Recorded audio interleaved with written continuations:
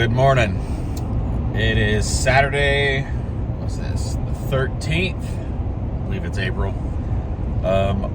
Heading down to a race in Georgia again. The one in South Carolina got postponed, so they rescheduled it for the one down in Georgia. Same place we went last time. On the highway and driving for a little bit. Kind of got up at 5 a.m. It's a little after 7 now. So it's a 4.5, 5-hour ride.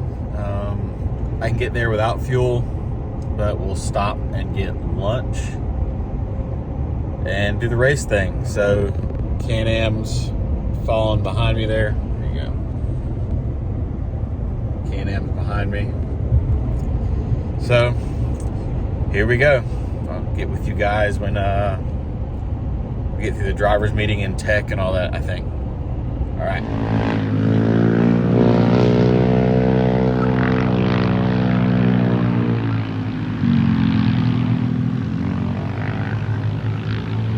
Well, all set up here at the race. Already went through tech, got my tracker. Now we're just waiting for the time. It's 2:40. They said about 3:30, 4 o'clock is when we'll start taking off. So, go get my chair here. Let's go watch some CORS racing. The guys that are really low and really fast. Well, it's Monday, right before lunch. Someone forgot to turn the GoPro on. So, yeah, I was strapped in, third in line to go, and reached back to turn the GoPro on. Couldn't figure the buttons out. I just forgot to turn the GoPro on. I'm sorry. But figured I'd give you guys a race recap. So here we go. We drew for starting positions. I drew number 7, 30-second starts with each other. Once the first car took off, that's when I looked in the rearview mirror and saw that the GoPro wasn't lighting up. Realized I never turned the GoPro on. So I tried fumbling it for a second and gave up when I was kind of pulling up to the line. So it's like, yeah, it's just not working. I just couldn't find the power button with my gloves on. Didn't have time to take my glove off. Oh well. So started off, first lap, we did a filler lap. Ducks in a row, essentially. Did the GPS thing on the Garmin. Had a good idea. It was the same course, just backwards than last time, with some little additions and subtractions here and there. Took off probably 80%, just trying to learn the track. We took off in the daytime this time, which was awesome. Ran first lap. Saw one broken down on the side first lap in the woods. Nothing really happened first lap. Crazy. Didn't pass anybody but that one first lap. Second lap kind of turned it on a little bit more. End up passing a Razor, something another. Nothing really happened then either. I'm trying to remember, come back in through the second lap, Can-Am broken with a belt near the start-finish line. Go through again, start the third lap. I got passed by a single-seater Polaris. What are those things called? I don't know what they're called. The little single-seater Polaris. Got passed by one of those, and he pretty much checked out. I tried keeping up with him. He checked out. Bye-bye. After that, passed another one in the motocross course. And then there was another one pulled over for something medical, I believe, on the left-hand side of the motocross course. Kind of just did the race from there. Got into lap 5, I believe, and that's when it started to get dark. Turned the lights on. They work great. Adding the lights that I've done, way big improvement from last time. The only thing that was the hiccup was roughly the beginning of the next lap. There's a mud hole. I've been crawling through it, but I had a car kind of on my tail, turn or two behind, as I was entering the circle track. He was, or as I was exiting the circle track, he was entering the circle track, so he's 100 meters behind me probably. So decided to pick it up a little bit. Didn't really feel like getting past, so picked it up, and then that mud hole that I was slowing down through, I decided to bomb through, just trying to skim the top of it. It didn't work out. Wall of mud in front of me, shot up in the air, covered the entire car, covered all the lights. The only light I could reach was the one single little pro driver's side, so wiped it off with my glove and rag best I could. Picked it up, flying through the woods. Probably my fastest lap. I gotta wait for the times to come out, but I'm pretty sure that was my fastest lap. As I got over to the motocross course, there were some ladies standing on the side. I believe they're the medical people still working on the guy with the razor, but he looked in like stable position. He was just chilling out. So pulled over, asked them to clean a couple of my lights for me with the rag that I had. They were awesome. One of them, the ladies, pretty much walked over, cleaned my lights for me just so I could see. Got going again.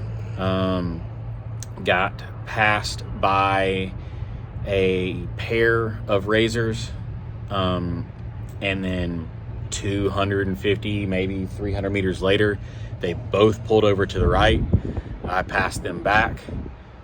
They immediately got in behind me. I was keeping my same speed, but they never really got close enough to catch back up to me. Kind of went on more and more. Had a couple laps later, I had another single-seater razor. No, it wasn't single-seater. Come up behind me. There's a sharp, like, left-hand turn. I could see him coming every lap. They were getting closer and closer. He was entering the turn as I was exiting the turn, and then we had a field quarter mile later. So I just got on it, not to hold them up. Get to the field, kind of pull over, check in the mirror. I don't see any lights at nighttime, so didn't know what happened to him. Continued my lap. Got over to the start-finish line and had another razor coming up on me in the short course. The car wasn't feeling right, so let him just pass in the short course, just pulled over to the right and slowed down. Thought I had a tire going down. Went over. Next lap, rear end was kind of squishy, loose feeling. I thought I had a flat, but I'm on 35, so if I had a flat, the car would be leaning. Car wasn't leaning on me, and I could hear like a flapping sound, if that makes sense. Did the flapping sound.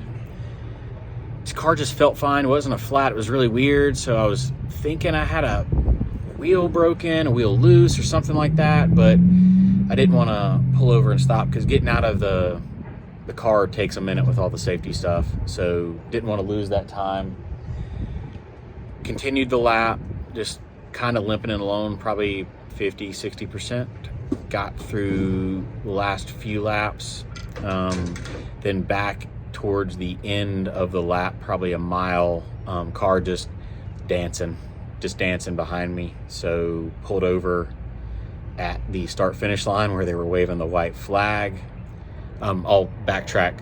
As the car wasn't feeling too great, I was kind of, let's get some laps in, get more points, what have you.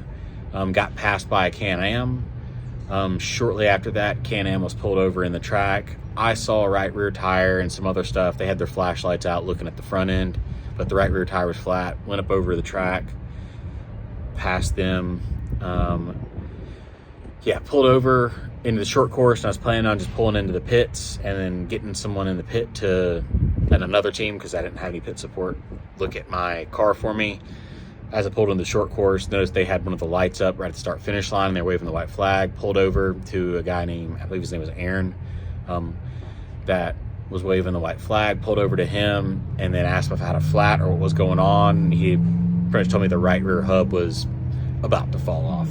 So I called it a race there. I didn't realize how bad it was. I was like, I don't want to destroy really expensive parts in a car and be stuck out in the middle of the woods, so we'll call it there.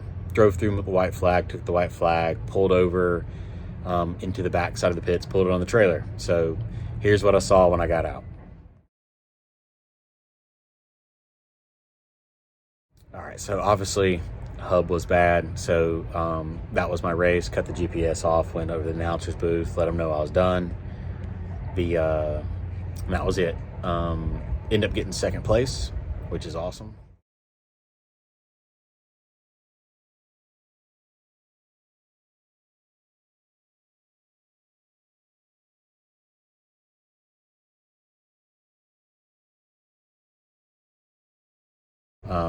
So way better than my last one. My last one, I did 4 laps of, everybody else did around 8. Honestly, don't know my lap count. I counted to lap 4, and when I started lap 4, I was excited that I got further than my last race. So I stopped counting laps after that. But I'm gonna guess lap 8-ish, roughly. I'm gonna say I did 8 laps. It was, sorry, spider. Fun, really fun. It was good. I got past 4 times, but all 4 of those I eventually saw them either on the side or I passed them back, so that worked out great. I believe the guy that took the lead started in front of me, so that works. Even on corrected time, he got first, so that was awesome. So let's walk into the shop here and show you what's going on with the car. Definitely something going on. We got back home Sunday yesterday. Me and the kids washed it here in the parking lot. Ball bearings falling out as we're pressure washing it. So something bearing related. Let's just see what it took out. Also, I lost brakes around lap 5-ish. So I think that's when this hub or bearing or spindle or what have you, don't know yet, took the brake out. So drove after lap 5 with no brakes, which if you ever drove one of these, when you let off the gas, it pretty much comes to a stop. Not eventually, but not suddenly, somewhere in between there. But with the mud and the turns and stuff like that, I didn't need the brakes too much. Pumping brakes helped a little bit for a while, and they just eventually went out. I got no fluid everywhere, so we got to dive in and figure out what's going on there. But let's walk in here and let me show you this wheel. There you go. CV boot definitely popped off of it. So got to reach out to S3 about an axle boot. But this wheel, there you go. It ain't supposed to do that. Now, it's still bolted on. So that's where my rear squishy feeling was coming from. So I'm glad I slowed down, and I'm glad I did not continue. A few guys were broken out in the woods. One guy I was talking with, exact same issue. He had a Polaris. He was catching up on me in that turn, and I was looking back to my left and saw him and never saw him again. That turn that I saw him last, he was broken in that turn. He ended up dragging all the way back with no rear tire on it. So there's no telling how much further it had into it, but let's tear it apart. All right, so got it tore down. The the rotor caught the S3 trailing arm a little bit, but it's all superficial stuff. I'm not worried about it. I'm actually gonna come up with a grinder and get rid of these sharp burrs and stuff off of it. But yeah, a little bit of spray paint. She'll be back to new. Rear toe link caught a little damage, but I believe she will be fine. Rear caliper here, the bracket itself got destroyed. It's hard to catch it. You can kind of see it. It's bent, even though that's the mounting surface on that side. It's bent. So new caliper. The uniball in here is, can't show it on camera, but it is not the happiest right now. I think it just got hot and the little Teflon in there is wore out, so new one of those. The rotor, very bent, as you can see, but got a new hub too. This is actually it sits like this on the car. Obviously destroyed. inner part of the hub grabbing it. So boom, and then that's what's left of the bearing. So we got new hubs, new spindle, new hub, new rotor, new caliper with pad, and that uniball right there. Did not order factory stuff because why not? So we ordered some ZRP stuff. So yay to billet stuff. Called some friends at a race shop. We have stuff on the shelf. Thanks to Dustin and Daniel, and I think the guy's name was Chris down at S3. So they have stuff on the shelf. They're sending up here. Wait for parts to get here and we'll put it back together, but we're gonna upgrade the driver's side while we're at it, so never find this problem again, hopefully. So it's kind of how this is going. Find the weakest link and continue. So last time was clutches, this time it was rear hubs, but big 35s, kind of expect that. So thank you guys for watching. Sorry I had no action for you this video, but here we go. Like, share, subscribe, all that stuff. Let me get back to the real day job stuff here. Bye.